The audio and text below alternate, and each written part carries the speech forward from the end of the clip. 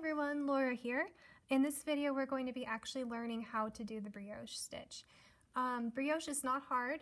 I think it's something that has a bad rap because it can be intimidating when it's not always explained as easily as it could be. I think it can be over-explained, and so in this video I'm going to try to keep it really simple. There's a lot of abbreviations in brioche. There's a lot of ways that your head can kind of just get spinning, and it really doesn't have to. The base idea of brioche is that you have a stitch that is a yarn over and it's wrapped around a stitch that is not. And you're going to always be knitting the stitch that is wrapped around the stitch it's under together. And that's what gives that stitch the puff and the definition and this kind of squishiness that you see.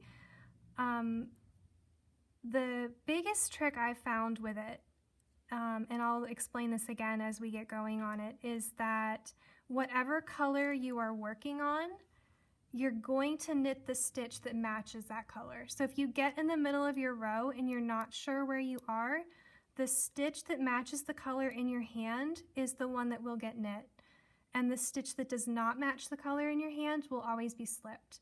And that can be a really easy way to kind of make it less complicated, because it gives you an ability to actually see what you're doing instead of it just being an abstract, oh, I'm knitting, oh, I'm slipping, wait, what goes where, what goes with what.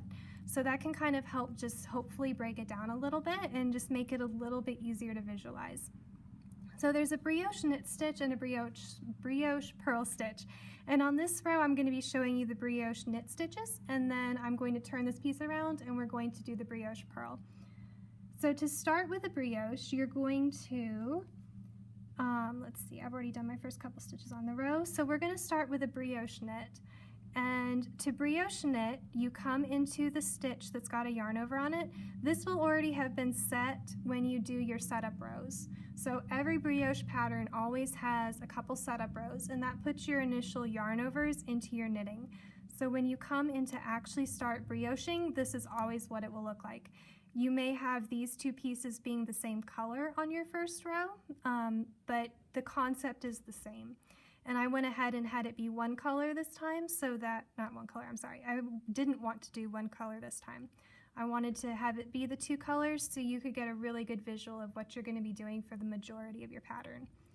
So to do a brioche knit stitch, all you do is you go into the stitch with its corresponding yarn over and knit it normally and drop both off your needle. Now because those matched the color that I'm working with, I know I did that right. Okay? Your next stitch is going to be a slip one with a yarn over. So to do that on a knit row, you're going to go ahead and bring your yarn forward, slip the next stitch, and then do a brioche knit again. So to do a brioche knit again, this color and this color match, so I know I'm doing that right. I'm going to go ahead and slip into here, wrap the yarn around, and pull the two stitches together off. And you just repeat that across the row. So you'll bring your yarn forward, slip the next stitch. That stitch does not match the color that I'm working with, so I know that's the one I want to slip. Then I'm going to knit those two together. And slip one, yarn over, knit two together. And hopefully as you go, you can kind of get a rhythm and a feel for this. So you'll always be slip one, yarn over, knit two together is usually the mantra that I have going in my head. You may find a different one works for you. But if I can remember, slip one, yarn over, knit two together, slip one, oops. Okay, and this isn't going to be in sequence because I had a decrease on my previous row. So we'll just stop here and let's go back to the other side of the knitting. I think, oh, actually, no. Okay, so here we go. All right, that is not true. I lied. I made a mistake, and you're going to get to see how I fix it. Okay, so pop quiz. All right, so this should have been a BRK, right? This should have been your brioche knit stitch, because this was my stitch that I just slipped. I'm coming up on a stitch that's the same color as what I'm knitting with, so I know it needs to be knit. There's no yarn over. Okay, crap, what do I do? All right. So we can see, sometimes if you take a look, you can kind of see what happens. Like here, it's pretty obvious that it dropped off the needle. So I just need to pick that yarn over back up. All right, and then that allows me to put them back over here. I don't know if that was clear. I didn't really talk about it too well. So there's this loop hanging out down here.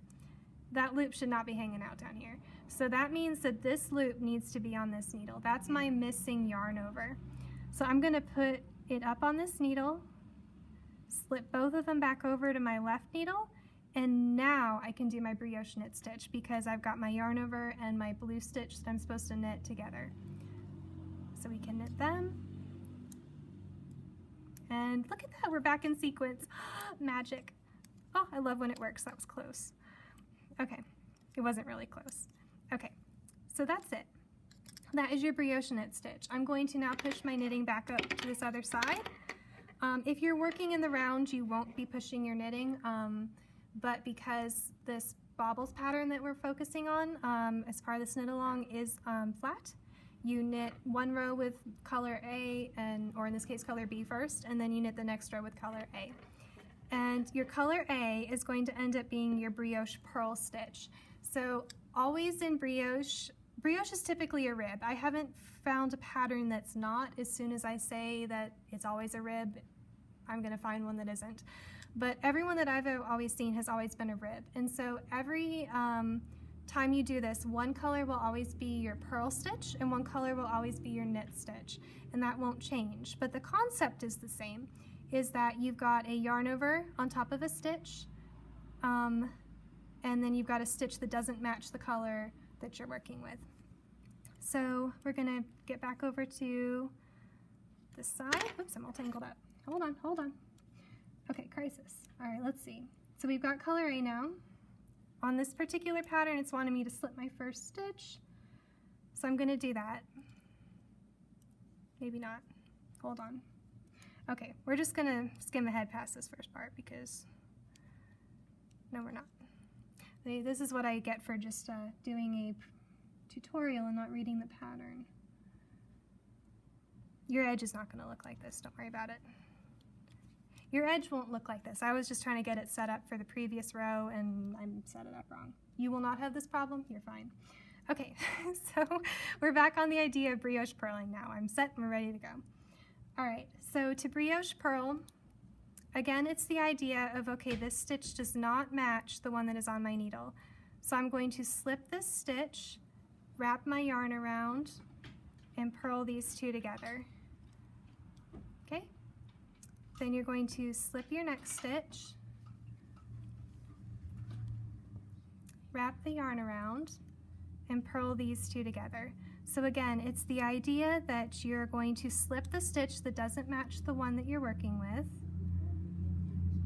wrap the yarn around it, and purl these two together. And when you do a yarn over on your purl row, you need to make sure that you actually bring the yarn all the way around the needle. If you don't do that, you're going to end up without a yarn over and your next row won't work out right. So you'll need to slip it, and actually, instead of just bringing it forward, you need to wrap it all the way around. Make sure you complete that circle all the way. And then purl two together. Slip one, wrap the yarn all the way around, purl two together, slip one, wrap the yarn all the way around, and purl two together. And that's it. So one row will again always be your purl, one row will be your knit. You shouldn't be mixing your knitting and purling on the same row. You should always be doing just one. And you always will be slipping the stitch that does not match the color you're working with and knitting the stitch that does with its respective yarn over. And that yarn over will be the opposite color every time. So, and that's it. If you have any questions, let us know, and I hope you have a lot of fun. Brioche, like I said, is really not difficult.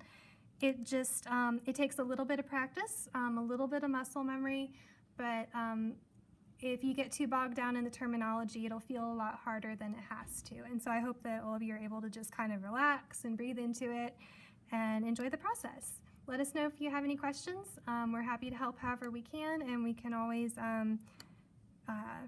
shoot video tutorials or try to Facebook Live with you or something like that, just to get you going if you have any issues. So let us know if you do, and otherwise have a wonderful time.